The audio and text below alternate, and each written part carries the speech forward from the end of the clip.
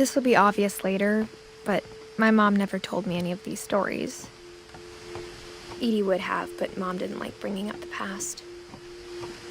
Though, when we adopted a stray kitten, she was the one who named it Molly. I spent a lot of time in Great-Grandma Edie's room. Her room was like a museum. For 500 years, the Finches have been famous throughout Norway for their fortune and misfortune.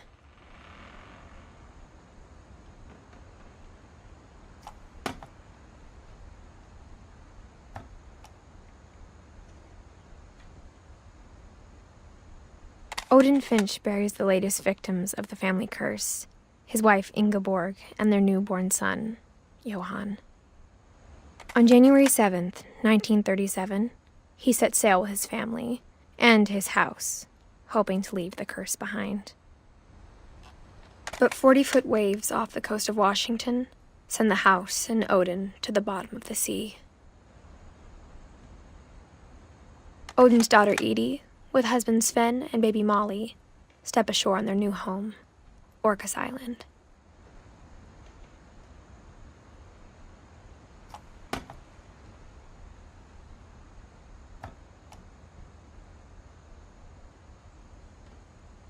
Odin Finch is the first to be buried in the new family cemetery. His daughter Edie is already dreaming of a new Finch house.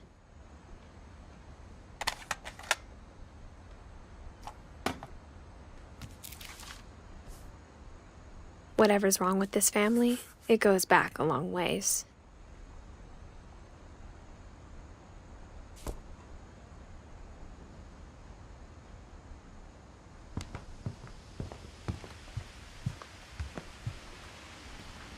Edie gave a big interview about a mole man living under the Finch house. My mom was furious. I hadn't thought of myself as Edith Jr. for a long, long time.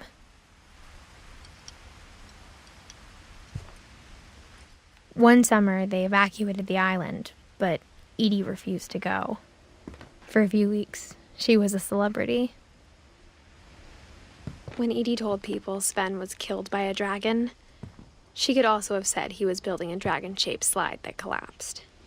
She could have, but she didn't.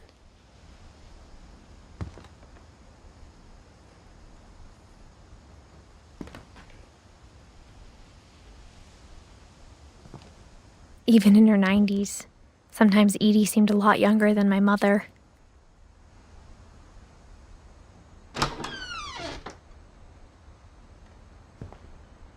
The only trace Grandpa Sam's first wife, Kay, left on the house was the pink bathroom. It was a pretty big trace.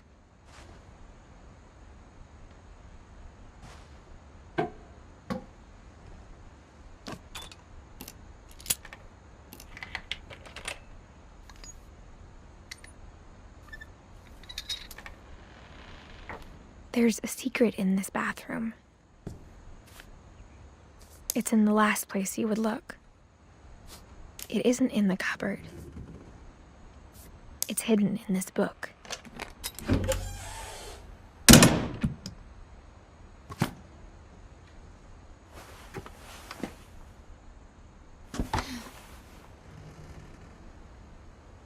Sven gave Sam an old camera he'd refurbished.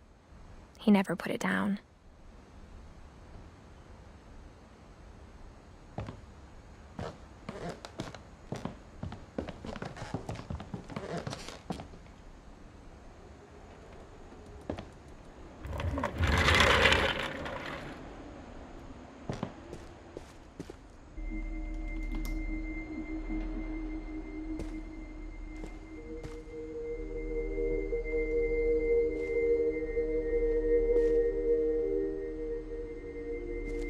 I knew Grandpa Sam had a twin,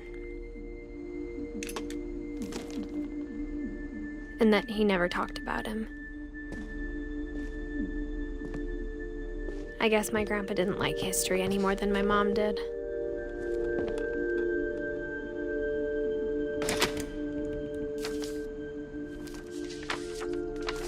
How I Want to Remember My Brother by Sam Finch.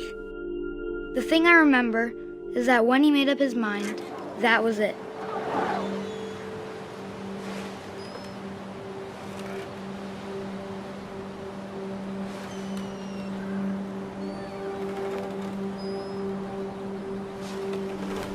My brother said he'd die before he ate another mushroom, and he did. At Barbara's funeral, we swore we'd never be afraid again, and he wasn't. I think Calvin always wanted to fly. Sam! Calvin! Dinner's ready! Coming! But that day, he finally made up his mind to do it. I told him going around was impossible. Maybe if I hadn't said that. Calvin! I'm not gonna tell you again! Maybe if the wind hadn't picked up. And maybe he'd still be here. But I doubt it. I think he'd already made up his mind. That's what I want to remember about my brother.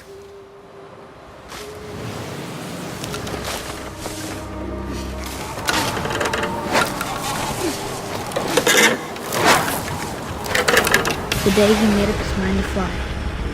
And he did.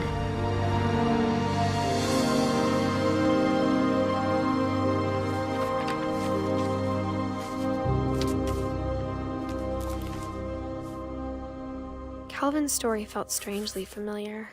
When I was younger, I remember trying to do the exact same thing.